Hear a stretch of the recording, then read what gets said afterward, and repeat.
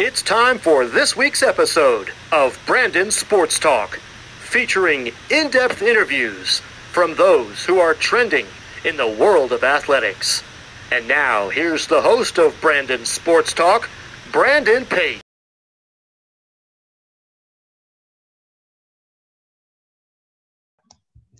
Welcome back to Brandon Sports Talk. In today's episode, I have the privilege to interview Nico Makanos, the sports business owner of ChainLink Sports Talk podcast. How are you doing today?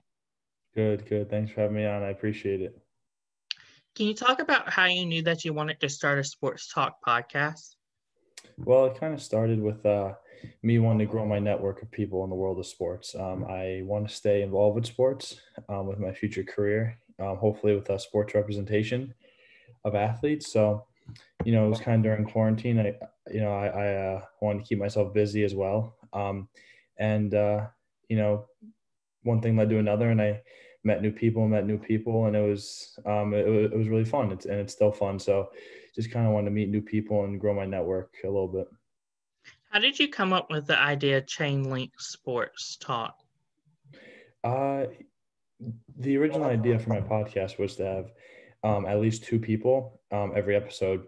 And best case scenario would be to have two people that didn't know each other and to kind of have them speak about similar topics and hopefully, make a relationship through that. But as I learned, it was hard to find two people. And when I got, big guests on my podcast, I didn't want to postpone them and, possibly lose them. So a lot of them have just been one guest, but that's why I call it ChainLink Sports because, I guess like a chain link and you're connecting people. So that's kind of how I came up with it. But a lot of my friends like the name, so I stuck with it, even though most of my interviews are just with one person.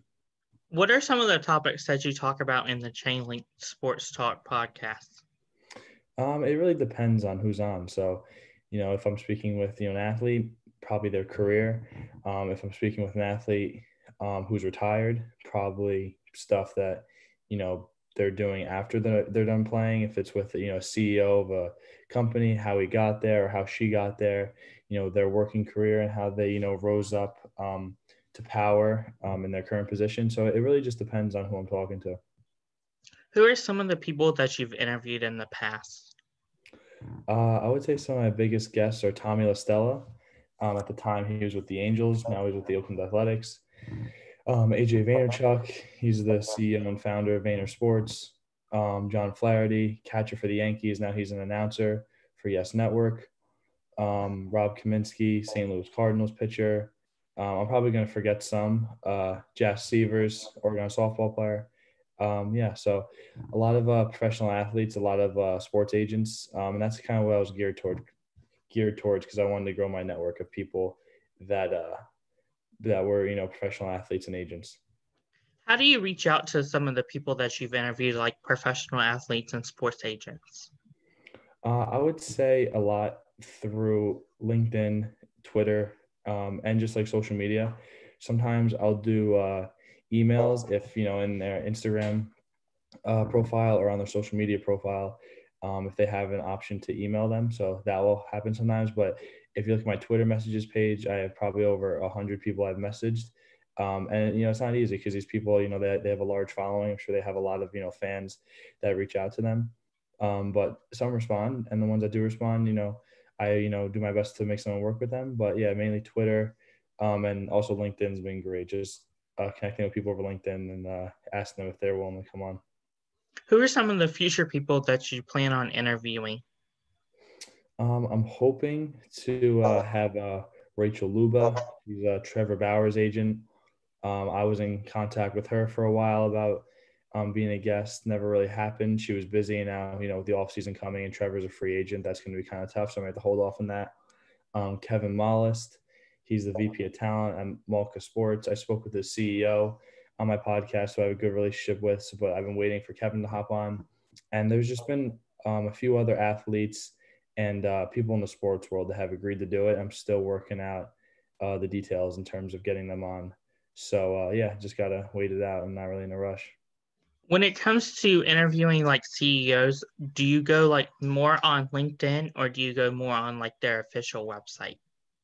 I try to go on LinkedIn. I feel like LinkedIn is a more direct shot to these people because on their website, mainly they're going to get, or you're going to receive an email that is kind of like a generic email that might go to one of their assistants or somebody else in the company. LinkedIn, if you could find their LinkedIn profile and they do like agree to connect with you and you send them a message, like not all of them respond. I have so many people that have never responded to me still, like from months ago, and I'll send them 3 or 4 or 5 messages, and it's fine. I understand. I'm still a kid, and these are people with important jobs, but yeah, I would say LinkedIn for sure because it's just a more direct line of contact with the person.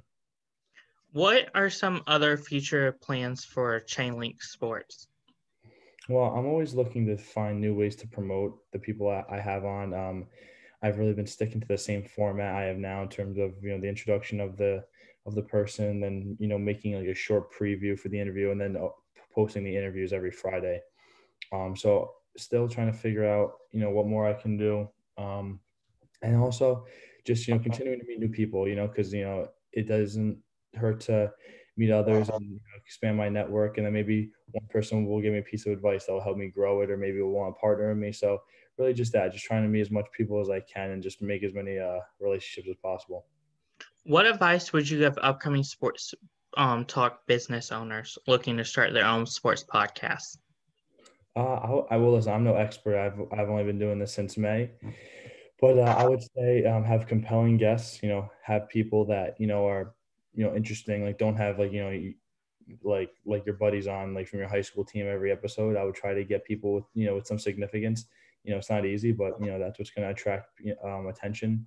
I would definitely be on social media. I would post a lot. I would try to post every single day. If you can't do that, then 5-6 times a week, because you want to create as much traffic as possible through your social media channels, and just have confidence. Like don't be afraid when talking to somebody, or don't be afraid to reach out because of the possible rejection. Just be yourself and do your best, and just reach out to as many people as you possibly can. Where can my listeners find your podcast on social media along with podcast platforms? You can find it on Instagram, Twitter, and I recently made a TikTok as well, just like to make some videos about my guests. But it's all ChainLink Sports Talk. You can find it there. And then you could also find the interviews on YouTube, ChainLink Sports Talk. And then actually it's probably under my name, Nico Mocano, so you can find it there. And also on Apple Podcasts, just ChainLink Sports Talk. It's all similar, so you can find it there. Thank you again, Nico, for your interview, and best of luck with the ChainLink Sports Talk podcast. Thank you very much, Brandon. I appreciate it. Be well. You can find Brandon Sports Talk on Facebook at Brandon Sports Talk, Instagram at Brandon Sports Talk, Twitter at Talk_Brandon, and you can find me on YouTube at Brandon Sports Talk. Don't forget to like, comment, and subscribe. Thank you again, Nico, for your interview, and best of luck. Thank you, you too. You've been watching Brandon Sports Talk. Please feel free to like, share, and subscribe to Brandon Sports Talk on social media and on YouTube.